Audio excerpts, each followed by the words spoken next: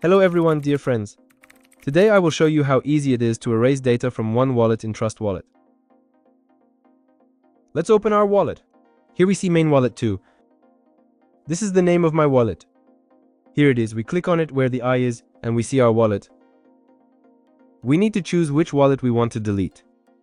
Let's remove the first wallet. On the right we see 3 dots. We click on them, after which this menu appears where we see at the top right the basket we need to press. We press this basket and click delete.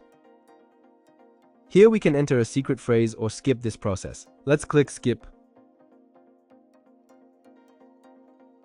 You need to enter the password for our wallet here, after which it loads and our wallet is deleted. Let's look at method number 2. In the top left we see a gear icon. We click on it to access the settings. In the settings, we click on wallets and again access the general overview of wallets. We select 3 points near the wallet that we want to delete. And here we click on the trash can again. We click delete, we click skip process. Then we enter our password for verification, after which everything is permanently deleted and we can finally consider the task completed. The other 2 wallets. Thank you for watching, dear friends. Don't forget to subscribe and like, and let me know in the comments if my method helped you. See you soon.